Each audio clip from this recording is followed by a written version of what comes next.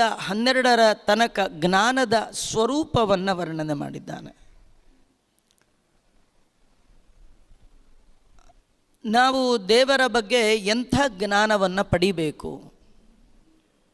ಜ್ಞಾನ ಅಂದರೆ ಯಾವುದು? ಅದರ ವಿವಿಧ ಮುಖಗಳ ಮಧ್ಯದಲ್ಲಿ ತನ್ನ ವಿಭೂತಿಯನ್ನು ವರ್ಣನೆ ಮಾಡಿ, ನನ್ನ ವಿಭೂತಿಯಿಂದಾಗಿಯೇ ಆ ಎಲ್ಲ ವಸ್ತುಗಳು ಅವುಗಳ ಮಧ್ಯದಲ್ಲಿ ಒಂದು ವಿಶೇಷ ಸ್ಥಾನಮಾನವನ್ನು ಪಡೆದಿದೆ. ಆಕಾಶದಲ್ಲಿ ನಕ್ಷತ್ರಗಳ ಮಧ್ಯ ಚಂದ್ರನಿಗೆ ಅಷ್ಟು ಒಳಗೆ ನಾನಿದ್ದೇನೆ.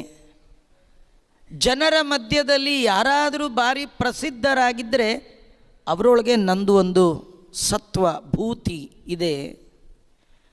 ನೀನು ಎಲ್ಲಿಯಾದರೂ ಇಂಥ ವಿಶೇಷತೆ ಕಂಡಾಗ ಅದು ಅವರ ಯೋಗ್ಯತೆ ಅಂತ ತಿಳ್ಕೊಳ್ಬೇಡ, ಅದು ನಾನು ಅಂತ ತಿಳ್ಕೊ.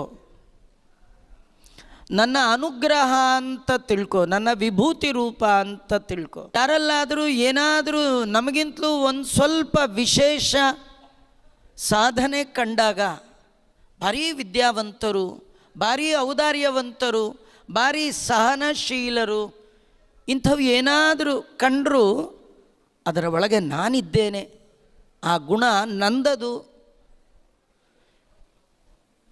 ಇಡೀ ಜಗತ್ತ ಒಳಗೆ, ಚೇತನಂಚದ ಒಳಗೆಲ್ಲ ನಾನಿದ್ದೇನೆ. ಜಗತ್ತನ್ನು ಸೃಷ್ಟಿ ಮಾಡಿ ಆ ಜಗತ್ತು ತನ್ನಷ್ಟಿಗೆ ತಾನೇ ಪ್ರವೃತ್ತಿಯಾಗುವಂತೆ ನಾನು ಬಿಟ್ಟದ್ದಲ್ಲ. ಜಗಚ್ಚೇಷ್ಟಾ ಪ್ರವರ್ತಕನಾಗಿ ಆ ಜಗದ ತುಂಬೆಲ್ಲ ನಾನು ತುಂಬಿದ್ದೇನೆ ಅಂತ ಅರ್ಜುನನಿಗೆ ತನ್ನ ವಿಶೇಷ ಸನ್ನಿಧಾನಕ್ಕೆ ಪಾತ್ರವಾದ ಕೆಲವು ವಸ್ತುಗಳನ್ನು ಹೇಳಿ,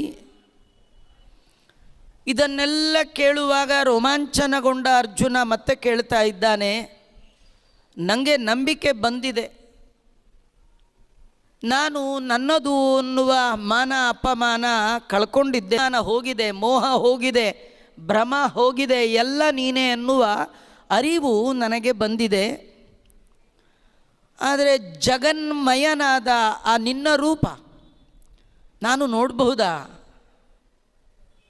ನನಗೆ ಆ ನೋಡಬೇಕು ಅನ್ನುವ ತೀವ್ರತೆ, ಆ ಬಯಕೆ ನಾನು ನೋಡಬೇಕು. ಜಗದ ತುಂಬೆಲ್ಲ ತುಂಬಿರುವ ನಿನ್ನ ಬಗೆ ಬಗೆಯ ರೂಪವನ್ನು ಏಕತ್ರದಲ್ಲಿ ನೋಡುವ ಬಯಕೆ ನನಗೆ ಆಗ್ತಾ ಇದೆ. ನನಗೇನೋ ಬಯಕೆ ಇದೆ, ಆದರೆ ನಾನು ನೋಡಲಿಕ್ಕೆ ಯೋಗ್ಯನೋ ಅಯೋಗ್ಯನೋ ಅನ್ನುವ ಹೀಗಾಗಿ ಯದಿ ಮನ್ಯಸೇ ಚೇತ್, ನಿನಗನ್ನಿಸಿದ್ರೆ ಎಲ್ಲೆಡೆಯಲ್ಲಿ ವ್ಯಾಪ್ತವಾದ ನಿನ್ನ ರೂಪವನ್ನು ನೋಡುವ ಯೋಗ್ಯತೆ ನನಗಿದೆ ಅಂತ ನಿನಗನ್ನಿಸಿದರೆ ಆ ನಿನ್ನ ಭವ್ಯವಾದ ರೂಪವನ್ನು ತೋರಿಸುವುದೇ ತಡ. ಉತ್ತಮಾಧಿಕಾರಿಯಾದ ಕಾರಣ ಭಗವಂತ ಪಶ್ಯಮೇ ರೂಪ, ನನ್ನ ರೂಪವನ್ನು ನೋಡು ಅಂತ ತತ್ಕ್ಷಣದಲ್ಲಿಯೇ ತನ್ನ ವಿರಾಟ್ ರೂಪ, ವಿಸ್ತೃತವಾದ ಎಲ್ಲೆಡೆಯಲ್ಲಿ ವ್ಯಾಪ್ತವಾದ ತನ್ನ ರೂಪವನ್ನು ತೋರಿಸಿದ್ದಾನೆ. ನೋಡಿ ದಿಗ್ಭ್ರಾಂತಗೊಂಡಿದ್ದಾನೆ. ಆ ಭಗವಂತನನ್ನು ಬಗೆ ಬಗೆಯಿಂದ ಸ್ತೋತ್ರ ಮಾಡಿ, ನಿನ್ನ ರೂಪವನ್ನು ನೋಡಬೇಕು ಅಂತ ಕೇಳಿದ ಅರ್ಜುನ ಮತ್ತೆ ಆ ರೂಪವನ್ನು ನೋಡಿ ಕೇಳ್ತಾನೆ, ಯಾರು ನೀನು? ನಿನ್ನ ರೂಪ ನೋಡಬೇಕು ಅಂತ ಕೇಳ್ತಾನೆ. ಇದ್ಯಾವ ರೂಪ ನಿಂದು? ಕಾಲೋಸ್ಮಿ. ಭಗವಂತ ಅಂದ, ನನ್ನ ಹೆಸರೇ ಕಾಲ. ವೇದಗಳಲ್ಲಿ ಕಾಲಶ್ಚ ನಾರಾಯಣ, ಕಾಲಾಂತರ್ಗತ, ಕಾಲ ನಿಯಾಮಕ, ಕಾಲಾತೀತ, ತ್ರಿಕಾಲಜ್ಞ, ಕಾಲ ಪ್ರವರ್ತಕ, ಕಾಲ ನಿವರ್ತಕ, ಕಾಲೋತ್ಪಾದಕ, ಕಾಲಮೂರ್ತಿ ನಾನದು. ಅದ್ಭುತವಾದ ರೂಪ. ಅವನ ವಿಸ್ತೃತವಾದ ಬಾಯಿಯೊಳಗೆ ಎಲ್ಲರೂ ಪ್ರವೇಶ ಮಾಡ್ತಾ ಇದ್ದಾರೆ. ಕೆಲವರು ಭಯಭೀತರಾಗಿದ್ದಾರೆ, ಕೆಲವರು ಪ್ರಾಂಜಲಿತರಾಗಿ ಭಗವಂತನನ್ನು ಸ್ತೋತ್ರ ಮಾಡ್ತಾ ಇದ್ದಾರೆ. ತಾನು ಕಂಡ ಅದ್ಭುತವಾದ ರೂಪವನ್ನು ವರ್ಣನೆ ಮಾಡ್ತಾ ದಿಂದ ದಿವ್ಯ ದೃಷ್ಟಿ ಪಡೆದು ಸ್ವಯಂ ಸಂಜಯ ನೋಡಿ ಅರ್ಜುನ ಕಂಡ ವಿಶ್ವರೂಪವನ್ನು ಧೃತರಾಷ್ಟ್ರನಿಗೆ ವರ್ಣನೆ ಮಾಡಿದ್ದಾನೆ. ಆಗ ಅರ್ಜುನ ಹೇಳ್ತಾ ಇದ್ದಾನೆ, ಭಕ್ತ ತ್ವಾಂ ಪರ್ಯುಪಾಸತೆ, ಯಾರು ಸಂತತವಾಗಿ ಧ್ಯಾನ ಮತ್ತು ಯೋಗಗಳಿಂದ ಕೂಡಿ ಹಿಂದೆ ನೀನು ಹೇಳಿದಂತೆ ನಿನ್ನನ್ನು ನೋಡ್ತಾ ಇರುವಾಗಿಯೂ ನಿನ್ನನ್ನು ಹೊಂತಾರೆ. ಭಗವಂತನ ಅನುಗ್ರಹ ಆಯಿತು ಅಂತಾದರೆ ಮೋಕ್ಷ ಕಟ್ಟಿಟ್ಟ ಬುತ್ತಿ. ಆದರೆ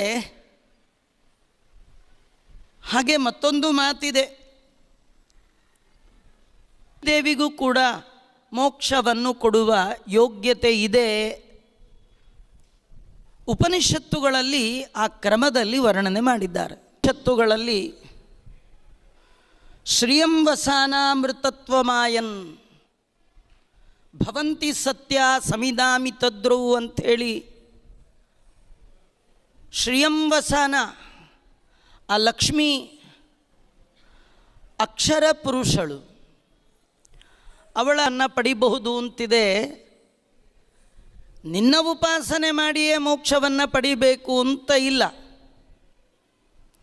ಕೆಲವು ಮತದವರು ಲಕ್ಷ್ಮಿಯನ್ನು ಹಿಡಿದ್ರೆ ಸಾಕು, ನಾರಾಯಣನ ಬಿಟ್ಟರೂ ನಡೆಯುತ್ತೆ. ನೀವು ಲಕ್ಷ್ಮಿಯ ಒಲುಮೆಗೆ ಪಾತ್ರರಾದರೆ ನಾರಾಯಣ ಕೊಡಲ್ಲ ಅಂತ ಅನ್ನೋ ಹಾಗಿಲ್ಲ. ಲಕ್ಷ್ಮಿಯ ಮೋಕ್ಷ ಕೊಟ್ಟೇ ಬಿಡ್ತಾನೆ. ಅಕ್ಷರ ಪುರುಷಳಾದ ಲಕ್ಷ್ಮಿಯ ಉಪಾಸನೆಯನ್ನು ಮಾಡುವವರಿದ್ದಾರೆ,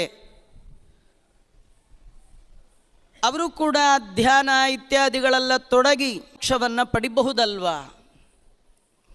ಲಕ್ಷ್ಮಿಯ ಯೋಗ್ಯತೆ ಸಾಮಾನ್ಯ ಅಲ್ಲ. ಯಂಕಾಮ ಏತಂತ ಮುಗ್ರಂಗೃಣೋಮಿ ತಂ ಬ್ರಹ್ಮಾಣಂ ತಂ ಋಷಿಂ ತಂ ಸುಮೇಧಾಂ ಅಹಂ ರುದ್ರೇಶರವೇ ಹಂತ ವಾವು ಅಹಂ ಜನಾಯ ಸಮದಂ ಕೃಣೋಮ್ಯಹಂ ದ್ಯಾವಾ ಪೃಥಿವೀ ಆವಿವೇಶ. ಬ್ರಹ್ಮಾದಿ ಸಮಸ್ತ ಚೇತನ ಪ್ರಪಂಚದ ಇರುವಿಕೆ, ಆ ಎಲ್ಲ ದೇವತೆಗಳನ್ನು ತನ್ನ ಅಧೀನವಾಗಿಟ್ಕೊಂಡು ಇಡೀ ಜಗತ್ತಿನ ಎಲ್ಲ ವ್ಯಾಪಾರವನ್ನು ಈ ಹೆಣ್ಣು ಮಗಳು ಮಾಡ್ತಾ ಇದ್ದಾಳೆ. ಜಗತ್ತನ್ನೇ ವ್ಯಾಪಿಸಿದ್ದಾಳಂತೆ. ಎಲ್ಲೆಲ್ಲಿ ಭಗವಂತ ಇದ್ದಾನೆ ಅಲ್ಲೆಲ್ಲ ಸ್ವಯಂ ಲಕ್ಷ್ಮಿ ಇದ್ದಾಳೆ. ಹೇಗೆ ಭಗವಂತ ಸರ್ವಸ್ಥಳದಲ್ಲಿ ವ್ಯಾಪ್ತನಾಗಿದ್ದಾನೋ ಲಕ್ಷ್ಮಿ ಕೂಡ ಅಷ್ಟೇ ವ್ಯಾಪ್ತಿ. ಭಗವಂತ ಎಂದಿನಿಂದ ಇದ್ದಾನೋ ಲಕ್ಷ್ಮಿಯೂ ಅಂದಿನಿಂದ ಇದ್ದಾಳೆ. ದೇಶತಃ ಕಾಲತಃ ಆ ಭಗವಂತನಿಗೆ ಕಿಂಚಿತ್ತು ನ್ಯೂನ.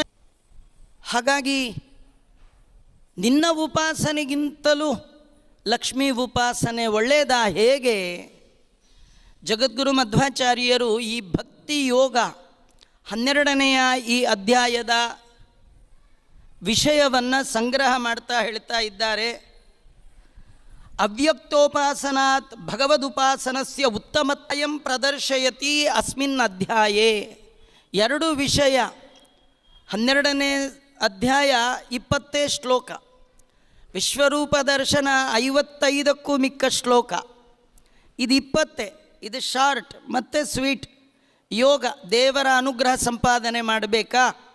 2 ವಿಷಯ ಈ ಅಧ್ಯಾಯದಲ್ಲಿ ಪ್ರತಿಪಾದಿತವಾಗಿದೆ. ಮೊದಲ ವಿಷಯ, ಲಕ್ಷ್ಮಿಯ ಉಪಾಸನೆಗಿಂತಲೂ ಕೂತ್ವವನ್ನು ಇಲ್ಲಿ ಕೃಷ್ಣ ಅರ್ಜುನನ ನೆಪ ಮಾಡಿಕೊಂಡು ನಮ್ಮೆಲ್ಲರಿಗೆ ನಿರೂಪಣೆ ಮಾಡಿದ್ದಾನೆ.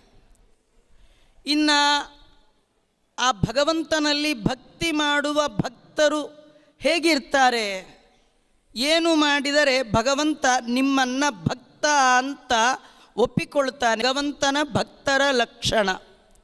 ಯಾವೆಲ್ಲ ಧರ್ಮಗಳನ್ನು ನಿಮ್ಮ ಜೀವನದ ಒಳಗೆ ನೀವು ಅಳವಡಿಸಿಕೊಂಡರೆ ಹರಿಭಕ್ತರಾಗಬಹುದು ಅನ್ನೋದನ್ನು ತಿಳಿಸಿದ್ದಾನೆ.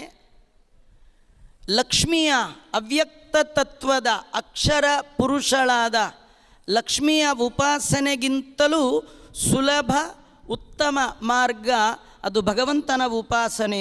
ಅರ್ಜುನನ ಈ ಪ್ರಶ್ನೆಗೆ ಉತ್ತರ ಕೊಡ್ತಾ ಕೃಷ್ಣ ಹೇಳ್ತಾನೆ, ಮಯ್ಯಾವೇಶ್ಯ ಮನೋ ಯೇ ಮಾಂ ನಿತ್ಯಯುಕ್ತ ಉಪಾಸತೆ ಶ್ರದ್ಧೆಯ ಪರಮೋಪೇತಾಸ್ತೆ ಮೇ ಯುಕ್ತತಮಾ ಮತಾ. ಕೃಷ್ಣ ಹೇಳ್ತಾನೆ, ನನಗೆ ಸಮ್ಮತವಾದವರು ಯಾರು ಅದನ್ನು ಹೇಳ್ತೇನೆ ಕೇಳು. ನನ್ನಲ್ಲಿ ನಿರಂತರವಾಗಿ ಧ್ಯಾನ ಯೋಗದಿಂದ ನನ್ನನ್ನು ಉತ್ತಮ ಶ್ರದ್ಧೆಯಿಂದ ಕೂಡಿಕೊಂಡು ಉಪಾಸನೆ ಮಾಡ್ತಾರೋ ಅವರು ಮೋಕ್ಷಾಪಾಯವನ್ನು ಬಲ್ಲವರಲ್ಲಿ ಉತ್ತಮರು ಅಂತ ನನ್ನ ಅಭಿಮತ. ಕೃಷ್ಣ ಅವನನ್ನು ಕುರಿತು ಅರ್ಜುನ ಕೇಳಿದ ಪ್ರಶ್ನೆ ಹೀಗೆ, ಲಕ್ಷ್ಮಿಯ ಉಪಾಸನೆ ಮಾಡಿ ಮೋಕ್ಷ ಪಡೆಯುವರು ಉತ್ತಮರೋ, ನಿನ್ನ ಉಪಾಸನೆ ಮಾಡಿ? ಮೊದಲ ಉತ್ತರ ಹೀಗಿದೆ, ನನ್ನಲ್ಲಿ ಸತತವಾಗಿ ಮನಸ್ಸಿಟ್ಟು ಧ್ಯಾನ ಯೋಗ ಕರ್ಮವೂ ಹೌದು, ಧ್ಯಾನ ಜ್ಞಾನವೂ ಹೌದು, ಜ್ಞಾನ ಕರ್ಮ ಇವೆರಡರ ಸಮ್ಮಿಶ್ರಣದಿಂದ ನನ್ನ ಮೋಕ್ಷೋಪಾಯ ಬಲ್ಲವರಲ್ಲಿ ಉತ್ತಮರು. ಇದನ್ನು ಬಿಟ್ಟು ಬೇರೆ ಯಾವುದೋ ರೂಟ್ ಹಿಡ್ಕೊಂಡು ಹೋಗ್ತೀನಿ ದೇವರ ಹತ್ರ, ನಾಣ್ಯಪ್ಪಂತ ಅಯನಾಯ ವಿದ್ಯತೆ. ದಾಸರಂತಾರೆ, ಇದೇ ದಾರಿ ನೀ ನಡಿ, ಬೇರೆ ದಾರಿಗೆ ಹೋಗಬೇಡ. ಅದು ಅಷ್ಟು ಉತ್ತಮವಾದ ಮಾರ್ಗ ಅಲ್ಲ, ನನ್ನ ಅಭಿಪ್ರಾಯ ಅಲ್ಲ ಅದು. ನಿರ್ದೇಶ್ಯಂ ಅವ್ಯಕ್ತಂ ಪರ್ಯುಪಾಸತೆ ಸರ್ವತ್ರ ಗಮಂ ಚಿಂತ್ಯಂ ಚ ಕೂಟಸ್ಥಮಚಲಂ ಧ್ರುವಂ. ಮಹಾಲಕ್ಷ್ಮಿ ಅಕ್ಷರನಾಮಕಳು, ಅವಿನಾಶಿ ಸೂಕ್ಷ್ಮಳು, ಅವಳು ಅಚಿಂತ್ಯಳು, ಅವ್ಯಾಕೃತಾಕಾಶಕ್ಕೆ ನಿಯಾಮಕಳಾದ ಮಹಾನುಭಾವಳು, ಅಚಲಳು, ಒಂದೇ ರೀತಿ ಅವ್ಯಕ್ತಳು. ಕೂಟಸ್ಥೋಕ್ಷರ ಉಚ್ಯತೆ ಮುಂದೆ ಬರುತ್ತದು. ವ್ಯಾಪ್ತಳಾಗಿದ್ದಾಳೆ, ನಿರ್ವಿಕಾರಳಾಗಿದ್ದಾಳೆ, ಅವ್ಯಕ್ತ ತತ್ವಕ್ಕೆ ಅಭಿಮಾನಿಯಾಗಿದ್ದಾಳೆ. ಇಂತಹ ಲಕ್ಷ್ಮಿಯನ್ನು ಇಂದ್ರಿಯ ಸಮುದಾಯವನ್ನು ಚೆನ್ನಾಗಿ ವಶ ಮಾಡಿಕೊಂಡು ಆ ಲಕ್ಷ್ಮಿಯಲ್ಲಿಯೂ ಇರುವ ಭಗವಂತನನ್ನೇ ಚಿಂತನೆ ಮಾಡ್ತಾ ಉಪಾಸನೆ ಮಾಡುವವರು ನನ್ನನ್ನೇ ಹೊಂತಾರೆ. ಭಗವಂತ ಹೇಳ್ತಾನೆ, ಲಕ್ಷ್ಮಿಯನ್ನು ಹಿಡಿದು ಬಂದರೂ ಬರ್ಬೋದು, ನನ್ನ ಹತ್ರನೇ ಬರಬೇಕು, ಮತ್ತಿನ್ನೆಲ್ಲೂ ಹೋಗುವ ಹಾಗಿಲ್ಲ. ಲಕ್ಷ್ಮೀನ ಹಿಡಿದ್ರು ನನ್ನ ಹತ್ರನೇ, ನನ್ನ ಹಿಡಿದ್ರು. ಹಾಗಾದ್ರೆ ನೀನು ಯಾಕೆ ಲಕ್ಷ್ಮಿನೇ ಸಾಕಂದರೆ ಭಗವಂತ ಉತ್ತಮವಾದ ಮಾತನ್ನು ಹೇಳ್ತಾ ಇದ್ದಾನೆ. ಸಂಯಮೇಂದ್ರಿಯ ಗ್ರಾಮಂ ಸರ್ವತ್ರ ಸಮಬುದ್ಧಯ ತೇ ಪ್ರಾಪ್ನುವಂತಿ ಮಾಮೇವ ಸರ್ವಭೂತಹಿತೇ ರತಾಃ. ಇಂದ್ರಿಯ ನಿಗ್ರಹ ಮಾಡಿಕೊಂಡು ಲಕ್ಷ್ಮಿಯ ಉಪಾಸನೆ ಮಾಡಬೇಕಾಗತ್ತೆ. ಲಕ್ಷ್ಮೀ ಉಪಾಸನೆ ಅಷ್ಟು ಸುಲಭ ಸಾಧ್ಯ ಅಲ್ಲ.